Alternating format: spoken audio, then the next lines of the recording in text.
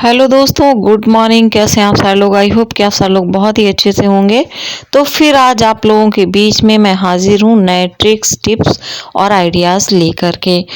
तो आपको इनमें से कौन से आइडियाज़ अच्छे लगेंगे कमेंट करके ज़रूर बताना। पहली बार चैनल पर विजिट किया है तो चैनल को सब्सक्राइब कीजिएगा, लाइक कीजिएगा और ज़्यादा पसंद आए तो आप अपने साथ वालों को शेयर भी कर सकते हैं। तो पहला जो मेरा टिप्स है दोस्तों, वो आटे को लेकर के है। कई बार हम लोगों के घरों में आटा बच जाता है, जिसे हम लोग किसी न किसी बर्तन में करके फ्रिज में हम लोग रख देते हैं और उसको दोबारा से इस्तेमाल करते हैं। दोस्तों, कई बार ऐसा हो जाता है कि फ्रिज में रखने की वजह से आटा बहुत ही ज़्यादा टाइट, बहुत ही ज़्यादा ठंडा हो जाता है, जिसकी वजह से अगर हमें तुरंत रोटियां बनानी पड़े तो हम लोग बना नहीं सकते। इमरजेंसी में जैसे कोई गेस्ट आ गया या घर से कोई बाहर जा रहा हो या किसी जोर की भूख लगी हो, तो ऐसे में फिर रोटियां बनाना थोड़ा टिपिकल पड़ जाता है। तो उसके लिए हमें क्या करना है, इससे कोई भी नुकसान होने वाला नहीं है और ये कभी कभी तो हम लोग कर ही सकते हैं। उसके लिए हमें क्या करना है कि हमें पानी गरम करना है। हमें पानी हार्ड गरम करना है, लेकिन हमें उबालना नहीं है। ना तो नॉर्मल चाहिए हमें और ना तो उबलता हुआ चाहिए, लेकिन हार्ड गरम हमें पानी चाहिए। तो हार्ड गरम पानी करने के बाद में हम लोग अपने रोटी रखने वाले बर्तन में पानी को डालेंगे और उसमें हम इतना पानी डालेंगे जिससे हमारा टिफिन या जिस चीज़ में भी हमारा आटा है तो इसमें डूबे नहीं, लेकिन उसमें रख जाए इस तरीके से। और जो भी बर्तन हम इसमें रखें तो उसका ढक्कन लगा होना चाहिए। तो इस तरीके से रखने के बाद में हम ढक्कन लगा देंगे और लगभग 5 मिनट बाद में हम इसको खोलेंगे और फिर हम इसको निकाल लेंगे। निकालने के बाद में आप 1-2 मिनट के बाद में इसको जब खोल के देखेंगे तो आप देखेंगे कि एकदम हमारा आटा जो है वो सॉफ्ट हो चुका है और उससे हम तुरंत फटाफट रोटियां बना सकते हैं। तो आप सभी को ये टिप्स पता था कि नहीं पता था, बताइएगा। और आपको ये टिप्स कैसा लगा ये भी कमेंट करके ज़रूर बताइएगा। और अभी मैं आपको दिखाती हूँ कि ये देखिए आप कितना आटा सॉफ्ट हो चुका है इस तरीके से। पहले बहुत ज़्यादा टाइट आटा था, तो ये देखिए आप इस तरीके से आराम से आटे को आप लोगों को दिख रहा है कि किस तरीके से ये सॉफ्ट हो चुका है आटा। तो इमरजेंसी में हम लोग इस ट्रिक्स को अपना सकते हैं।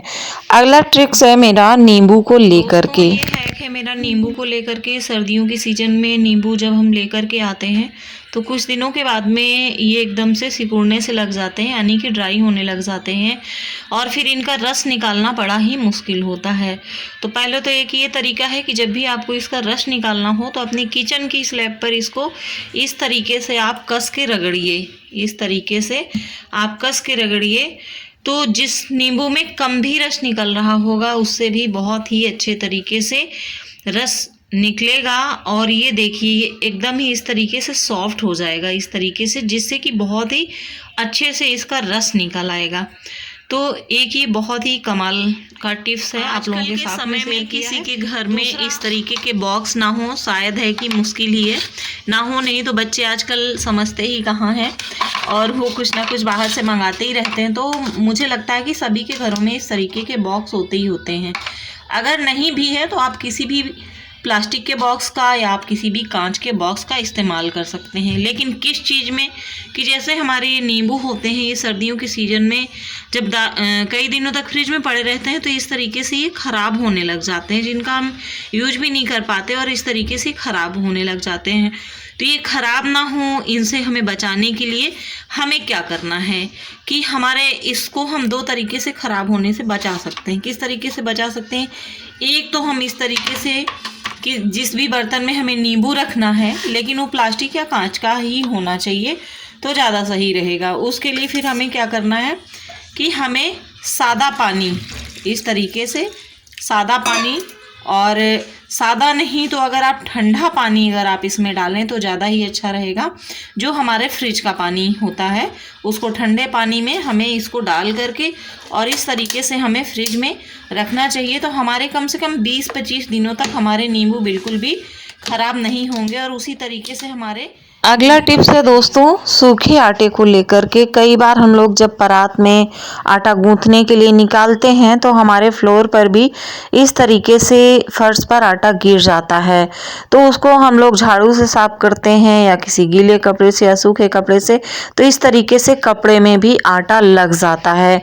तो इन सब से बचने के लिए सबसे आसान सा तरीका है, मैंने आप लोगों को बताने के लिए बहुत थोड़ा सा आटा डाला हुआ है। तो सबसे आसान तरीका, हम इसमें कुछ बूंदें सरसों के तेल की या रिफाइंड की इस तरीके से डाल देंगे उसी आटे पर, और हम इसको धीरे धीरे करके इस तरीके से अपनी उंगलियों को, हाथों को चलाएंगे और थोड़ी ही देर में आप देखेंगे कि पूरा आटा इकट्ठा हो गया एक ही जगह पे, और आपका जो फ्लोर है वो एकदम से आपका फर्श साफ हो जाएगा।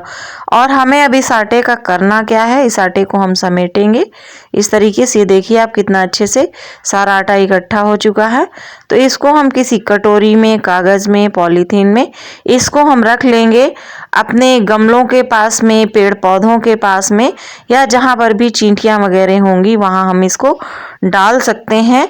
तो हमारा फ्लोर भी साफ हो गया, आटा भी नहीं बर्बाद हुआ, और बहुत ही आसानी के साथ में हमारा फ्लोर क्लीन हो गया है। तो आपको ये आइडिया, ये टिप्स कैसा लगा कमेंट करके ज़रूर बताइएगा। तो चलिए बढ़ते हैं नेक्स्ट हैक की तरफ। तो नेक्स्ट हैक है हमारा इस तरीके के ब्रश को लेकर के, जिससे हम लोग पराठे वगैरह बनाने में जिसको हम यूज करते हैं।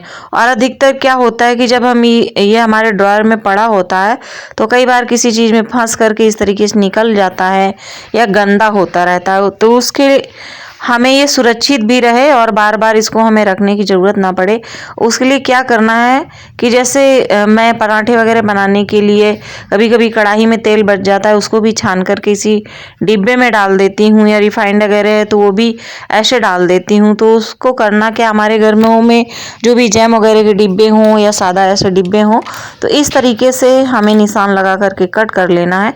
तो इसको मैंने चाकू से निशान लगाया, थोड़ा सा पेचकस की नोक गैस से गर्म करके मैंने इस तरीके से धीरे धीरे इसमें छेद कर दिया है। तो अब हमें करना क्या है कि इस तरीके से हमें इसको इसी में फंसा देना है। इस तरीके से बहुत ही आसानी के साथ में ये फंस जाएगा, और इसको हम इसी तरीके से डिब्बे में डाल के रख देंगे। तो हमें बार बार ढूंढने की भी इसकी आवश्यकता नहीं पड़ेगी, और ये भी सुरक्षित रहेगा। और जब भी हमें पराठे बनाने होंगे, ज़रूरत होगी हमें इसकी, तो डिब्बा उठाएंगे, खोलेंगे और इसको हम इस्तेमाल कर लेंगे, और ये बहुत ही आसानी के साथ में इजीली निकल आएगा, और इसको हम इजीली इसी में डाल करके रख देंगे इस तरीके से। तो ये टिप्स भी मुझे तो अच्छा लगा, आपको कैसा लगा तो बताइएगा। और सभी के घरों में ऐसे होता ही होता है, तो इस तरीके से हम लोग जब चाहें तब इस्तेमाल करें, और ढक्कन को घुमा करके अच्छे तरीके से बंद करके रख सकते हैं। आपको ये सारे आइडियाज़, ये टिप्स कैसे लगे ज़रूर बताइएगा। मिलते हैं नेक्स्ट वीडियो में। Bye bye, take care, thank you.